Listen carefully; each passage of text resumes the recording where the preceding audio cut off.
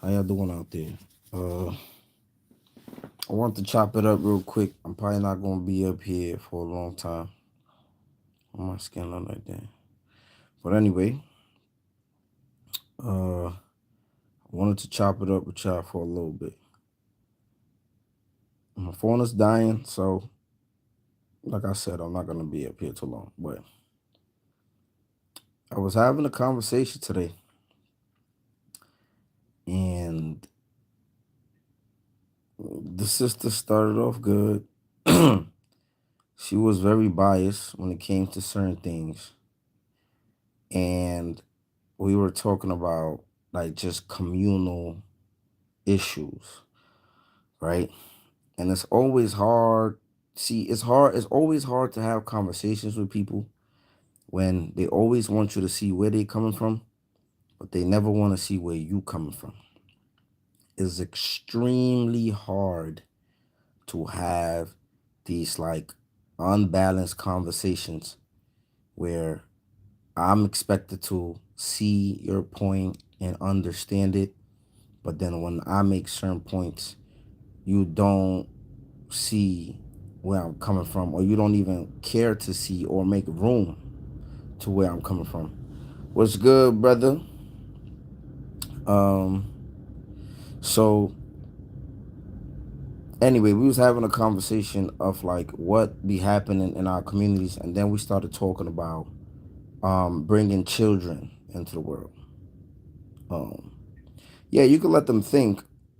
I think like, but when we are talking about like trying to change the community or like do things, we can't really move in a certain way because certain people are just not trying to be accountable to certain things, and I dislike that very much so, right? So we was talking about how there's a problem with bastard children in our communities, right? um and she gets to the blaming the fathers, regular stuff that they do. She gets to pointing off the finger and saying the man, the man, the man, the man, the man, the man. You know how these conversations usually go. And I'm just like, at what point do you really sit there and really like talk about some joint accountability? Like, at what point does anything that the sisters do um have anything that needs to be changed, altered, take accountability for? Like, at what point do women enter the conversation? And these conversations, it's like I dislike having these conversations because I don't like having the conversations of like man versus woman, woman versus man. But it's like, at what point do our sisters, and some women are already doing it, right? Like, some women are highlighting certain things, but it's like, at what point do you actually realize that like you also contributed to like what is going on in the community, and it's not just the men? At what point do we talk about sexual discipline working both ways? At what point do we talk about like you have a responsibility of wrapping it up just like I have a responsibility? Of course, I'm the one that gotta wrap the thing, right? But you are also somebody that you can tell somebody like, yo, you're not coming in here unless you put a condom on, right? Like, at what point do we like? I just don't understand how the responsibility in the mind of some of these sisters is just automatically like it's the man fault. He should have wrapped it up. And I'm just trying to communicate to the sister like, you also have a responsibility of like, unless you want to get pregnant, right? And this is the things I'm starting to rationalize, right? Because it's starting to come across like, yeah, you funny trying to. I'm starting to realize like you wanted to have a kid because there's no other explanation as to why would you let somebody smash you raw, and then your only response is, if you didn't want to have a baby, you should have wrapped it up, which I agree. And I tell the brothers to not give away your power by impregnating a woman that later on she gets to play with you, right? Because the moment you don't want that, if you do get that woman pregnant and you don't want that child, it's out of your hands, right? So do not give your power away and be, you know, allowing somebody to play with you later on in life. So you have to take that seriously, right?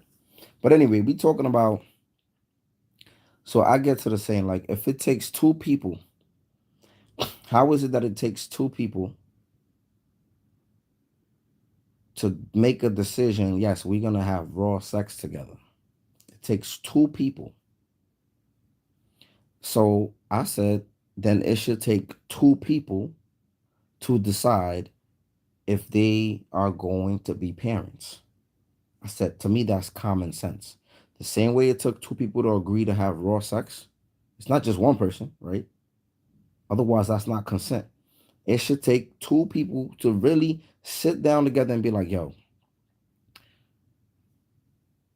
how are we going to support this kid? What are we going to do going forward? How are we going to move about? Like, it takes two people. It should take two people, but it does not. It takes one person. And then not only are these women forcing men to become parents, right? But like I said, once you already don't think about that in the initial stages, it's out the window. Now it's solely her decision. So I don't really be feeling bad for guys when they be complaining because you got to eat that. You got to hold that down. If that comes with child support, if that comes with her playing games, don't want to let you see the kid or whatever she's doing, you just got to eat that up. It's not right. It's not fair, but you just got to eat that up. The same way I said, if a man tells a woman he doesn't want the kid and she decides to have that kid, you got to eat that up too.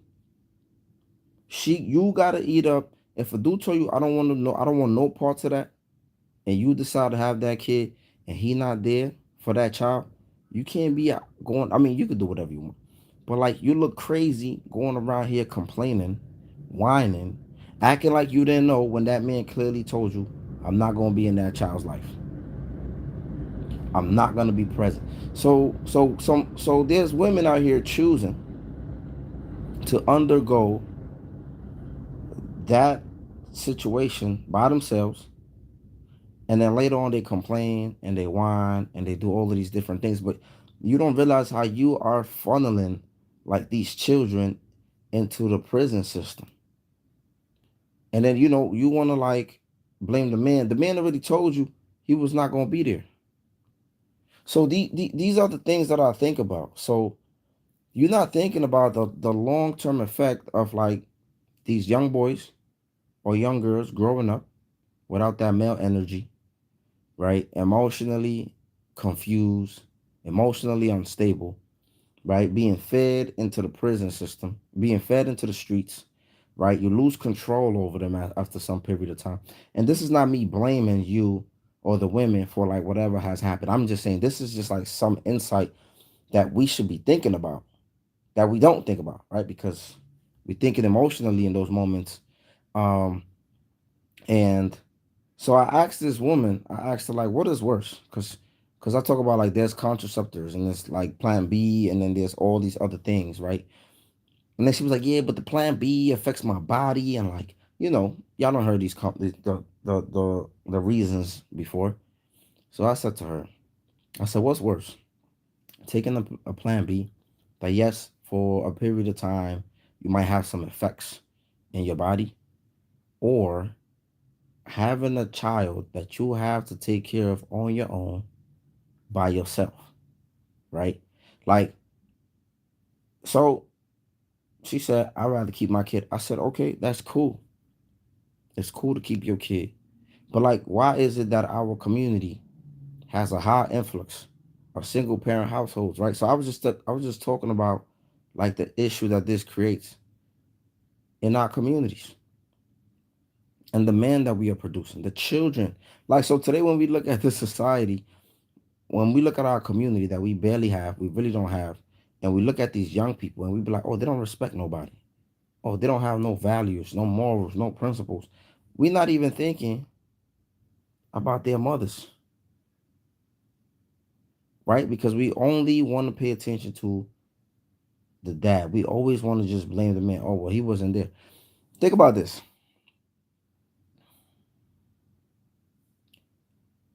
You know, I had to ask my pops, right? Because I didn't grow up with my father.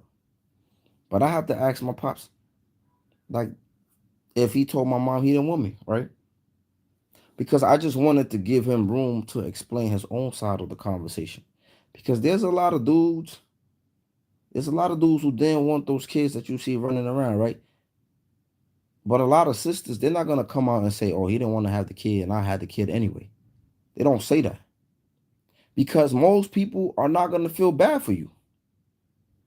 I mean, the women's still gonna justify what you did, and they expect the man to still be there, even if he told you, "Yo, I can't do it." They're gonna be like, "Well, oh well." We're not even trying to rationalize what they saying. Oh, what's up? Thanks for tuning in. Yeah, man, they playing games on my channel, but we still here. But think about this. This is just my theory. I think a lot of sisters be having these children, be keeping these children against the will of the man. And I think that is the reason why a lot of men are not present in the lives of their children. That's just my opinion, right? I'm not saying I got facts for this. I'm not saying I have data. I'm just saying I just can't see, I just don't think that it's a very high number of men saying like, yeah, I want you to have the kid. I want you to keep the kid. And they are at the last minute, they're just saying like, oh, psych, and dipping out on their children. Thank you. I appreciate the support. But that's my take, right? My take is I think there's more of our brothers saying, I don't want the kid or I'm not ready for the kid, and sisters saying, well, I'm gonna keep it, right? And I think they're just not being honest about what that discussion is. In some cases, they don't even have a discussion, right? I just think that like they know they would look crazy if they came out here and said, you know what, he told me he didn't want it and I kept it. That's on me. Because we know how accountability works in our communities, right? We know it's non-existent. It's hard to keep our women to hold our women accountable. It's hard to keep our men accountable. It's just hard to just keep the community accountable um, to the actions that they're taking. So as a result, we have a lot of bastard children running around here that are not respectful, right? Walaikum salam wa rahmatullahi wa barakatuh. We see it, right? They're not respectful. They don't. The culture that they have is totally different than the culture that some of us had, right? They don't. But you got to think about the parents. You got to think about the parents, and this is contributing. This is contributing negatively to our community. But these people don't care. And so I'm sitting here like trying to have a conversation with this lady. She ended up getting mad and she blocked me. Typical, right? When you don't have the room to have dialogue, right? People easily resort to just blocking you, just not having a conversation. All of these different childish things. But we're having a dialogue. Nobody's disrespecting nobody. We're trying to get to the root of some of the things that is plaguing our communities. And when the conversation, of course, she was biased and she was honest. She said it out of her mouth. She said, "I'm always gonna side with the women, right? No matter what." And I said, like, is that a conducive way to like really have dialogue and try to find solutions when you are biased off the gate? That when it comes to certain topics, you're always like, that's crazy. Like, it's crazy that like we're not even really trying to like assess the situation in a certain way, look at whatever evidence is presented, and then trying to deduct like our own train of thinking, and then we're automatically just siding with our gender. Like that is crazy. It's mind boggling. And I'm like, yo, most of these bastard children end up in the streets, man. You lose control of them. They end up in prisons. They end up with emotional irregulation, right? They end up like there's so much information out there that speaks about this, but it's crazy.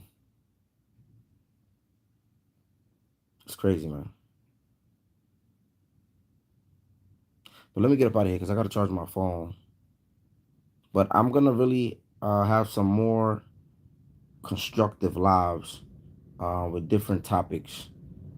Um, I don't want to call it a generational curse. I think that people just constantly keep making the same mistakes. We are doing that to ourselves. Our community is hypersexual.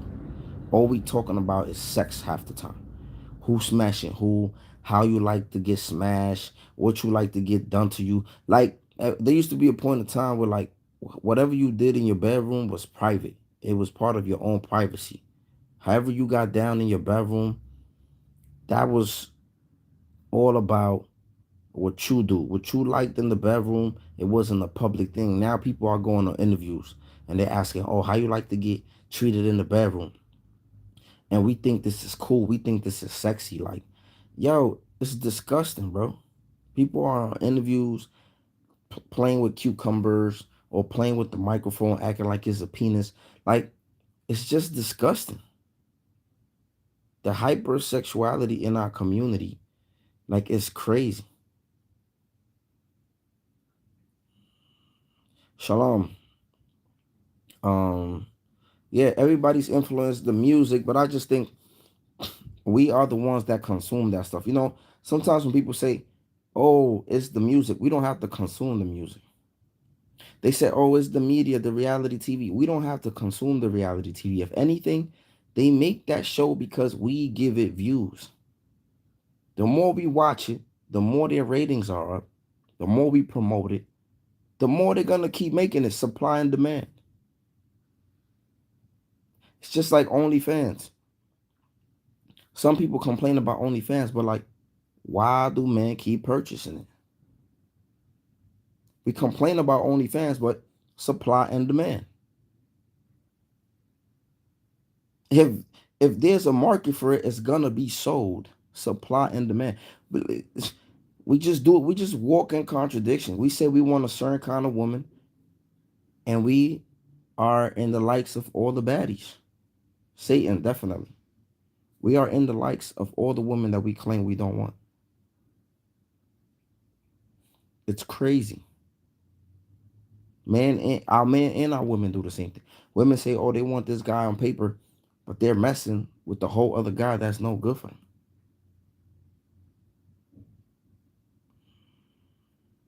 Yes, we definitely must separate. But if we can't hold people, if people can't be like, you know what, that's my problem. I need to fix that. Like, I get it. There's systemic issues going on, but it's way easier to fix yourself than to try to fix the government. It's way easier to hold yourself accountable than to try to hold the government accountable.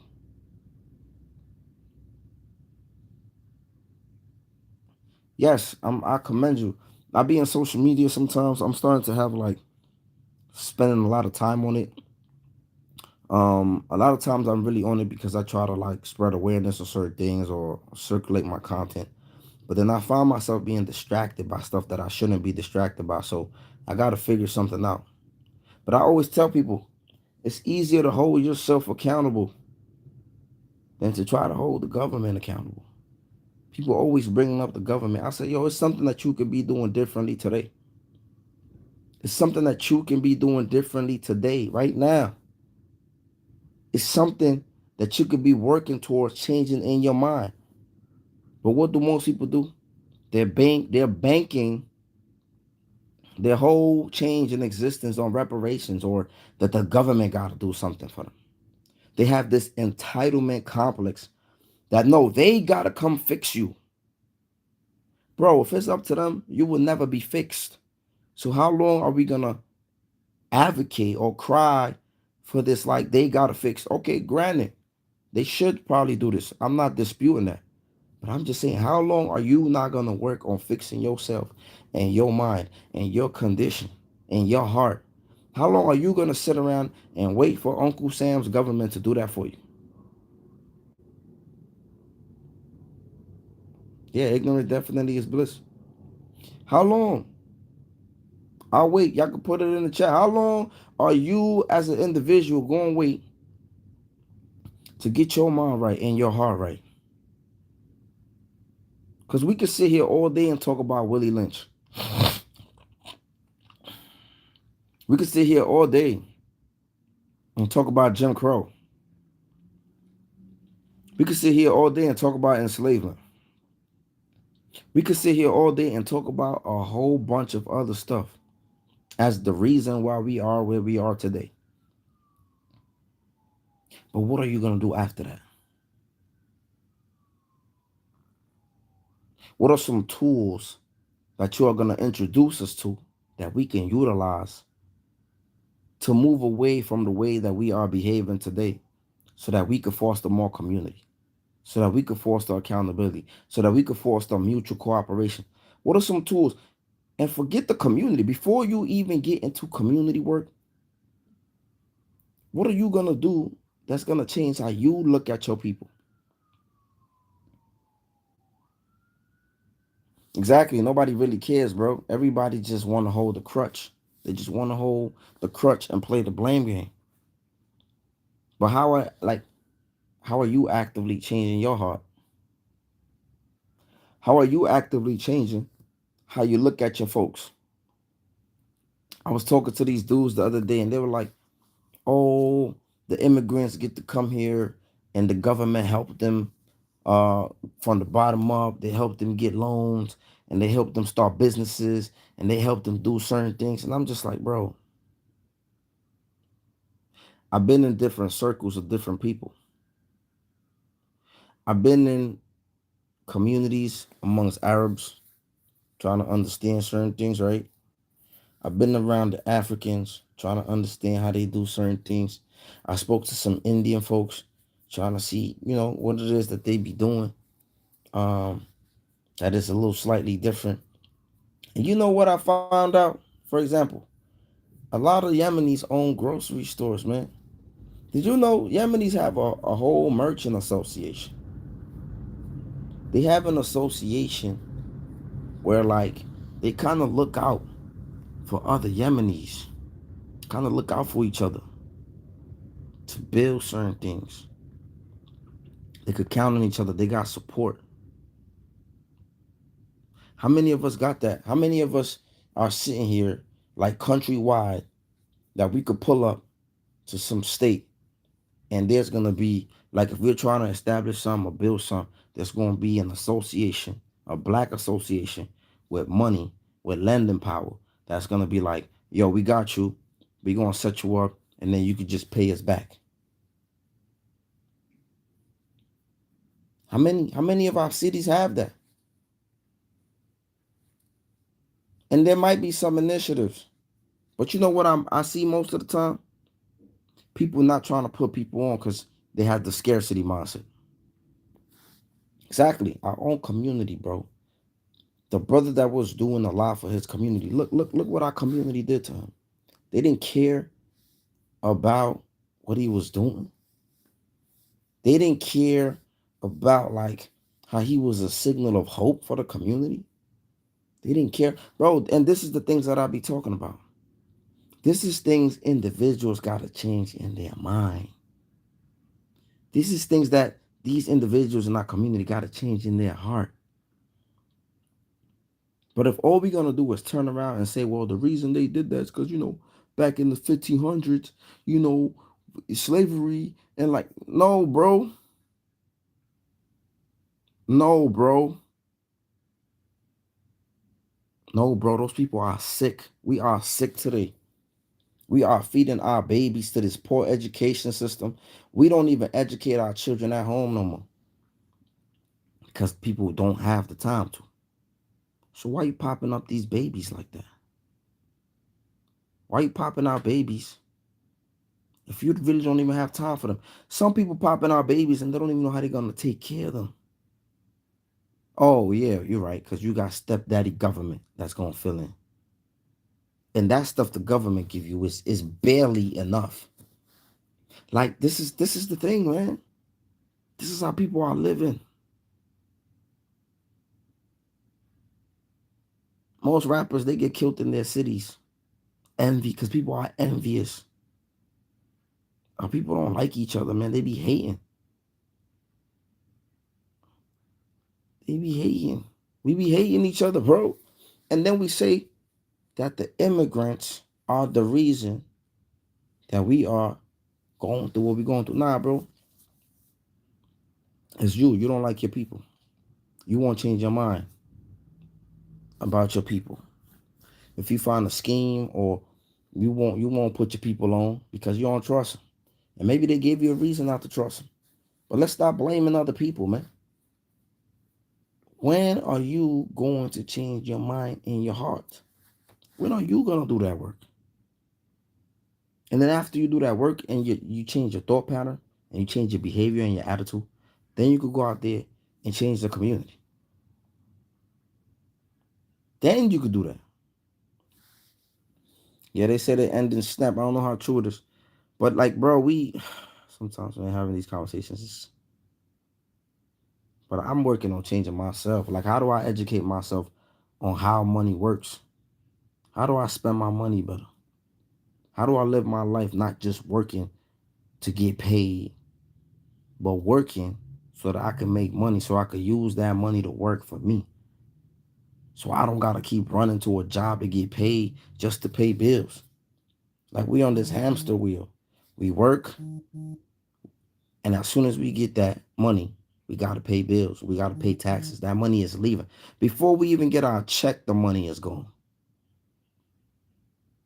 Before we even get the check, the money is gone. That money don't even belong to us.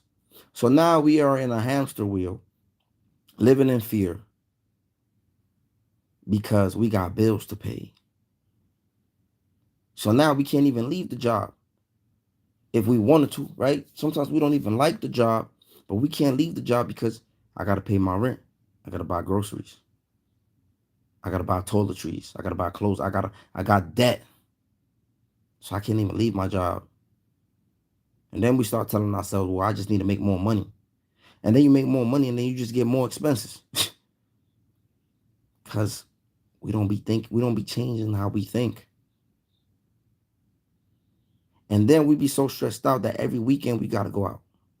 We got to pop bottles to make it look like we got it, even though we don't really got it. But we got to pop the bottles to make it look like we got it. So all the other people that is watching is going to say, damn, I wish I was living like him.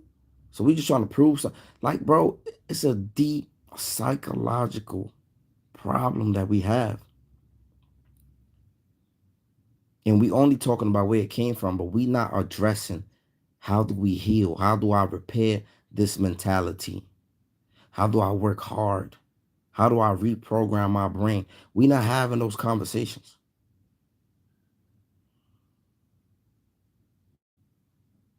That's true. Some people will never get it. But how are you changing yourself? This is part of the comment. And this is not for you to answer to me. This is for all of us individually. Because everybody get excited about we gotta fight racism and we gotta fight the government. We gotta change the government. No, bro, you gotta change yourself. Change starts within. Before you can change anything, you gotta change yourself. And I guarantee you, if more people stop holding so dearly to the mindset, I'm oppressed, I'm a minority, I'm destitute, I'm meant to be like this, I gotta fight twice as hard. A lot of us are crippled from a very young age. We already crippled because everybody telling us we are oppressed, we inferior, that we are minority, that white rule, white supremacy, and all of this crazy, bro. You oppressed in your mind. I'm not saying there's not things going on out there. But the biggest part of your oppression is in your mind and how you've been programmed. You're a mental slave, whether you know it or not, in your mind. If you spend more time saying you can do something if you spend more time saying you're not inferior, if you spend more time having these positive reinforcements, if you spend more time working on how to change your condition, you will be in a better place. Me too. But that's it, man. I don't want to go too long. It's Friday. Y'all have a good one out there. And y'all stay tuned to my content. All right. Y'all have a blessed one. Peace. Let me end this. Yes, we have to teach the youth. Definitely. Peace out.